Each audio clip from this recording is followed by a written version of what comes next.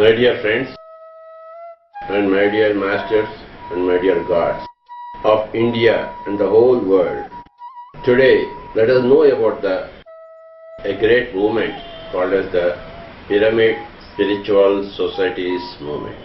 The Pyramid Spiritual Societies movement is a new age movement. We are in a great new age. The old age is fast receding and a new age is done. And Pyramid Spiritual Societies movement is a great new age movement, born in India and spreading all over the world. About 30 years back, when one person became enlightened, the movement began. When any person becomes enlightened, a movement begins all over the world. Like when you throw a stone in a pond, then the ripples will start and will spread all over the pond. When Mahavira became enlightened, a whole movement started. When Buddha got enlightened, a whole movement started. When Adi Shankaracharya got enlightened, a whole movement started. When Jesus Christ got enlightenment, a whole movement started. When Muhammad became enlightened, a whole movement started. Similarly, when any person becomes enlightened, a new movement starts. The Pyramid Spiritual Societies movement also started because one person got enlightened, and that one person is sitting in front of you and speaking. Before enlightenment, there is always a search for truth. When the search for truth gets culminated in personal experience of truth, then that is called as enlightenment. Without a search for truth, there is no enlightenment. There is a search for truth. Yeah, I would like to have truth. Well, I am not satisfied with these transitory things. The worldly situations, the worldly acquisitions, the worldly experiences, the worldly name and fame and achievement and success, when they are not giving you enough satisfaction, you seek that satisfaction from somewhere else, something inside. And you want to know whether there is something inside. As all the great masters have said, you would like to check out with personal experience whether whatever they have said, the so-called earlier saints and masters, what have they said?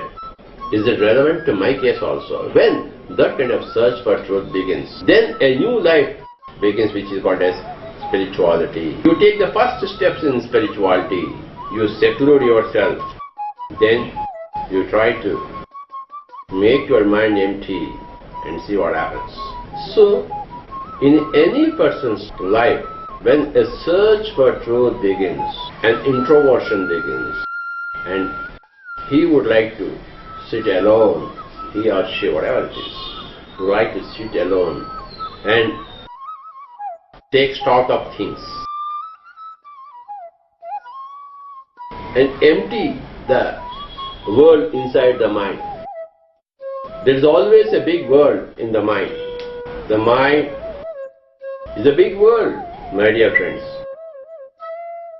The search for truth begins either in the case of Mahavira, Buddha, Muhammad, anywhere. Muhammad went and sat inside a cave, they're called the Hira caves, near Mecca. There he started contemplation, and there he was a successful businessman, but he started his search for truth. Well, he went to the isolation and started emptying the mind. Then, of course, where there is a desire, there is always fulfillment of that desire. When there is a desire for enlightenment, when there is a desire for search for truth, what is truth? Truth that transcends all limitations of space, time and situation. That's truth. If something is constant in all times and all spaces and all situations, that particular thing is called as truth. So, a search for truth is for a truth that is available or common or same under all situations, in all times and wherever you are, howsoever you are. That which is universal experience, that which is universally valid, that is truth. T-R-U-T-H, truth. Gandhiji made his own experiments with truth, and he did arrive at truth, spirituality. Personal experience of spirituality. So, my dear friends, well, the Pyramid Spiritual Societies movement also started with one person's enlightenment. When one person becomes enlightened, now everything around that person has to change. Every event around that person has to change. Every other person who happens to interact with that kind of person, enlightened person, now the effect has to happen, the ripple effect. Now, whosoever touches that particular enlightened man now has got clear choice whether to become like that or not. And it facilitates the enlightenment of everybody else. 30 years back, this person got enlightened towards the end of the year 1979. When everything became clear here, hey guy, this is what you are. Hey guy, this is what you have come here for. This is what you have to speak. This is what you have to think. This is what you have to plan. You have to distribute the enlightenment for the common cause of the world. So everything got clear here around the end of the year 1979 here. This fellow became empty. The body is a shell, now emptiness is here. There is no craving for worldly things.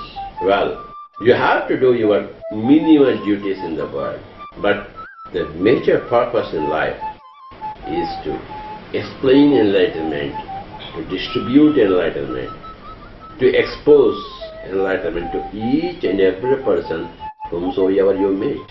What happens when you become enlightened? You come out of misery, you come out of dukkha.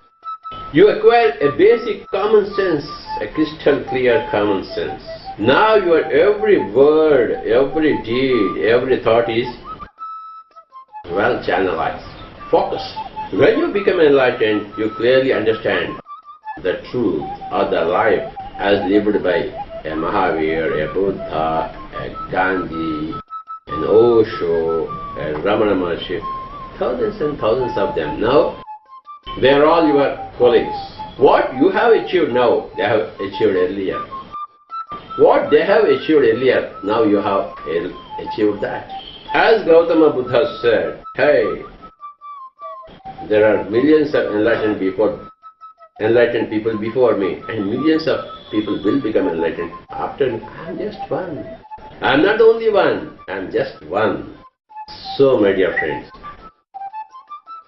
the Pyramid Spiritual Societies movement was born after the enlightenment of one person who is sitting in front of you speaking about enlightenment.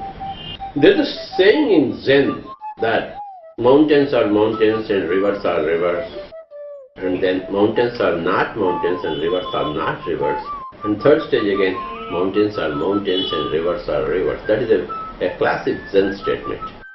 Same thing happens. During the course of enlightenment, mountains are not mountains and rivers are not rivers. Because what you see the world is not exactly what it is. It's something else. When you experience that something else, then you come back to square one. Hey, you live happily in this world, where mountains are mountains, rivers are rivers, persons are persons, things are things, events are events. And you will live with the same persons, with the same events, but in a totally happiness mode, a joyful mode, an enlightened mode. You know everything that's going on around yourself. You understand each and every micro thing that's happening around. Why it happens?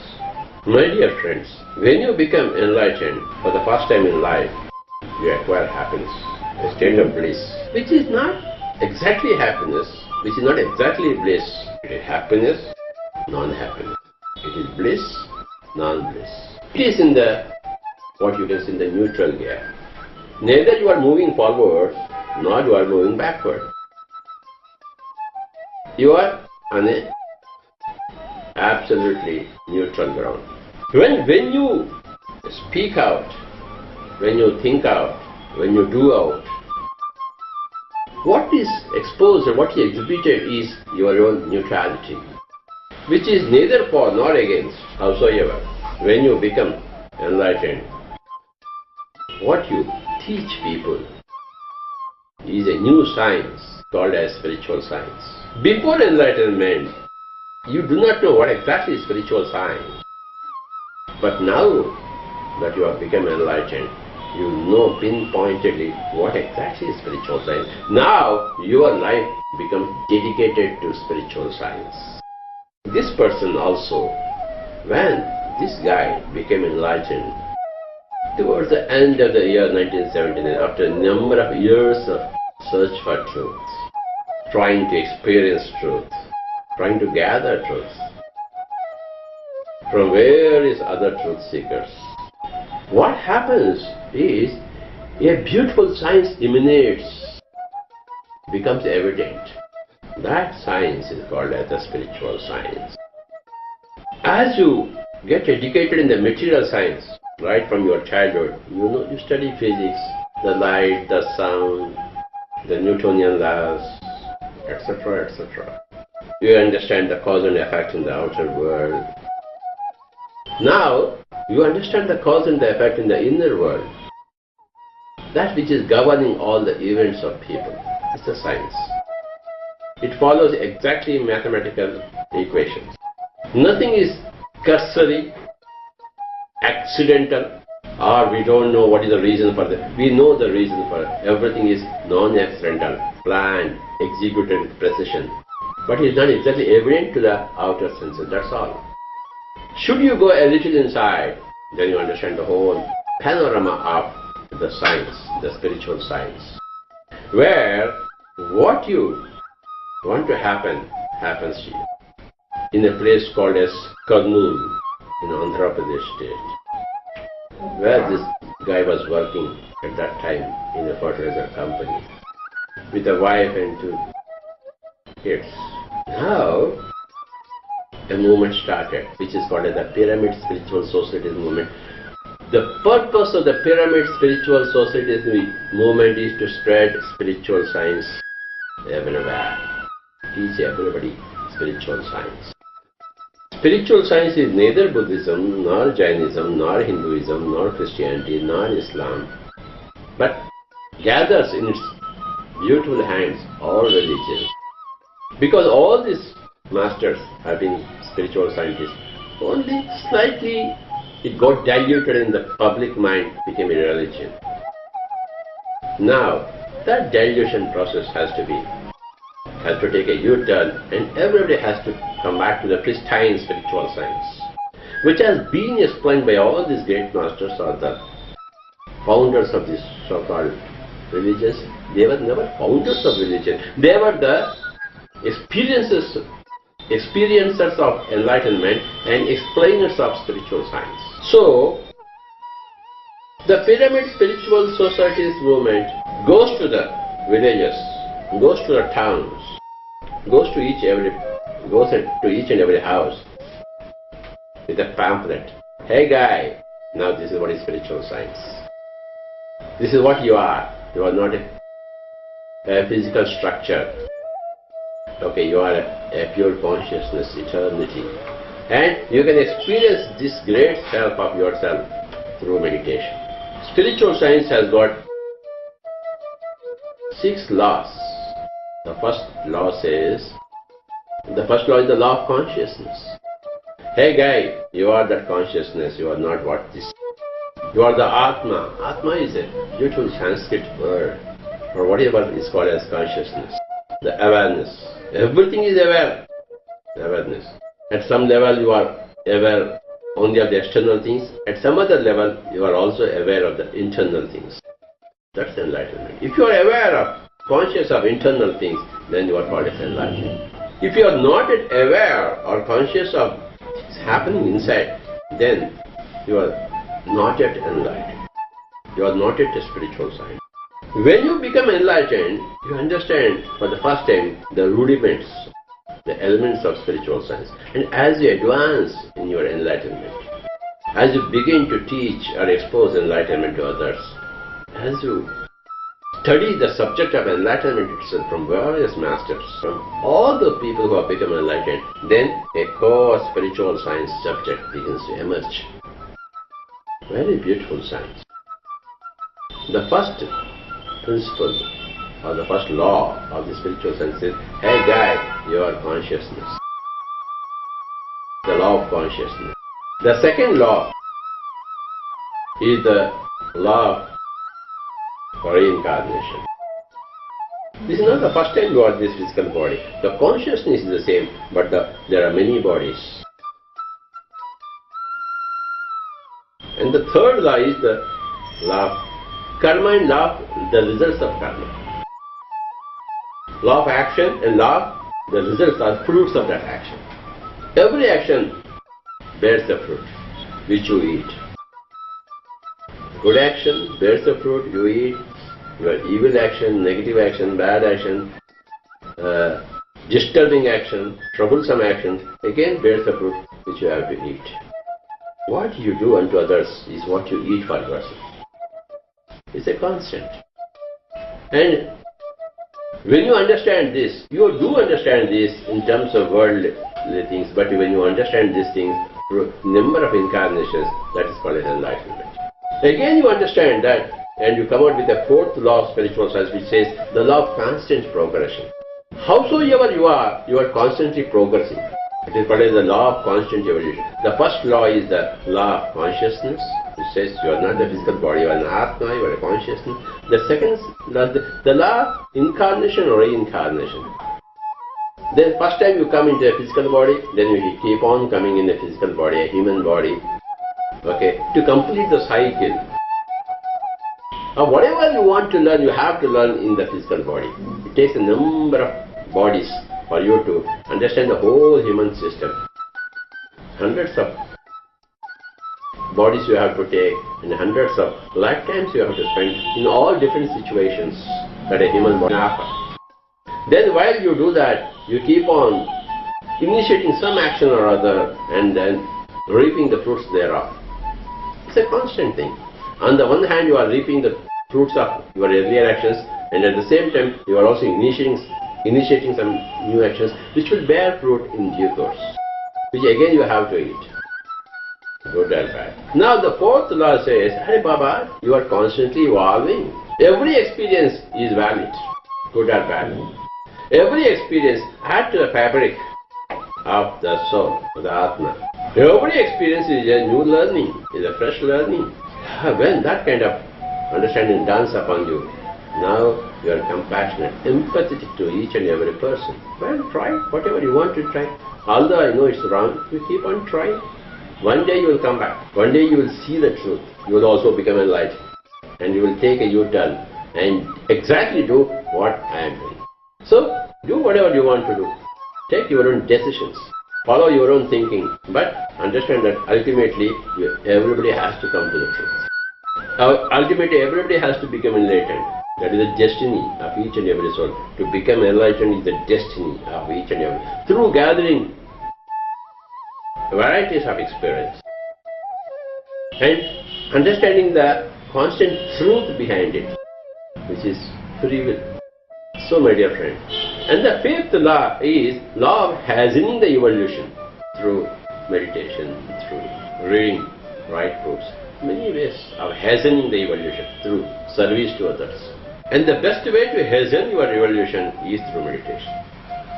Closing your eyes, observing your breath, and making your mind empty.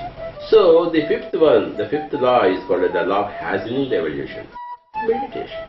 You are evoluting, of course, at your own pace, but should you do meditation if you want to hasten further, if you adopt meditation?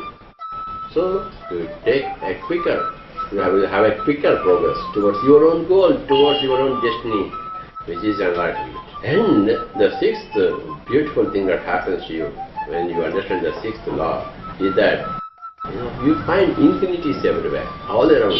You are not in the midst of limited things. You are not in the midst of restrictions. There are no restrictions. There are no imposed things. You are in the midst of infinities all around. You yourself are an infinite consciousness, and everywhere around there are infinite consciousness. Thinking that they're not consciousness, they're not infinite consciousness, they're just this. physical body. They are just assuming that, but they are not. So you understand, infinity is everywhere, all around you. Every entity is infinite. You see only infinity everywhere, all around you, all the time. That's the final understanding of spiritual science. Before you became enlightened, this fellow became enlightened towards the end of the year 1979. But before that, this guy could not understand what is spiritual science. Although it was there in the books, you cannot understand it. Although you have all the worldly experiences, you have the necessary worldly intellect, you cannot understand, grasp the elements of spiritual science, and you suffer. Suffering is the common note of all those people who are yet to become enlightened. But when you do become enlightened through meditation, then you understand you start understanding the elements of spiritual science one by one by one by one by one. The Pyramid Spiritual Society movement is dedicated to spread spiritual science to all schools and colleges, houses, to all the people, the common man, the poor man, the rich man, the housewife, the temple priest, to the professors of university, to every person.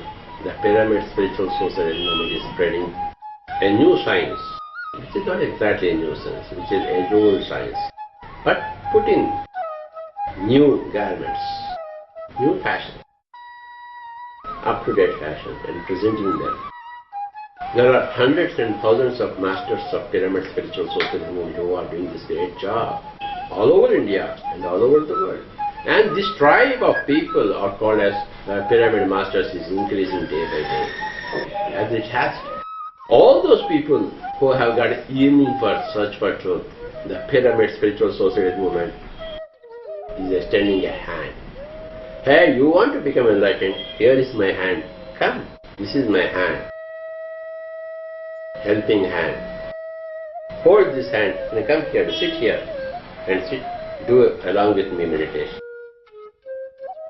When you become enlightened, you stop eating animals. It becomes automatic. You understand what a crime it is. How many crimes you have committed by killing animals and eating the flesh, keeping it here. What a dastardly act it was. The first thing that happens when you become enlightened is you become a vegetarian. That's an offshoot of enlightenment. Before you become enlightened, you don't understand why you should not eat any animal. So there are arguments and arguments and arguments. But when you yourself sit in meditation, become enlightened, you automatically say, hey, how can you give suffering to animals who are yourself? The same mighty consciousness has got several bodies, and you are in one body, the same consciousness in some other body. How can you destroy that body, harm that body? So that kind of understanding comes automatically once you become enlightened. Before that enlightenment, you can't understand this superior logic of spiritual science. The material science has got an inferior logic with it, whereas the spiritual science has got a superior logic. Unless you become a superior person, you cannot understand the superior logic. As long as you are an inferior person, not given to search for truth, only given to search for sensual pleasures, you cannot understand what is compassion, what is helpfulness, what is non-killing, non-interference. But once you become, in due course, every person has to become enlightened. If not today, tomorrow. If not tomorrow, the day after tomorrow. If not in this lifetime, the next lifetime. Absolutely, everybody must tread the path of search for truth and search for enlightenment. That is the destiny of each and every soul. Knowingly or unknowingly, every soul is traveling towards that destiny. There is a plan and purpose behind each and every event. There is a basic goodness as the source of, as the substratum of each and every event. In the formation of the universe, there is an infinite compassion, there is infinite patience. My dear friends, and my dear masters and my dear gods of India and the whole world. The Pyramid Spiritual Society movement extends its hearty welcome to all those people who are seeking peace of mind, health of the body, energy in the body, meaning in life, and true satisfaction of the intellect. Come into spiritual science. Study the books of spiritual science. There are any number of new age spiritual scientists. Just go to the market or just in the Google search, just say spiritual science and you see what comes out of it. Become a spiritual scientist. Become enlightened. Become happy, healthy, blissful. Become a source of joy to all those people who are around you. Source of health, source of common sense, source of purpose, source of meaning. The Pyramid Spiritual Society movement has its website www.pssmovement.org. Go into the website and find out the nearest pyramid master in your locality. And take the help of that person, that master, that dedicated individual, that enlightened being. Get into your own enlightenment. Thank you, thank you, thank you.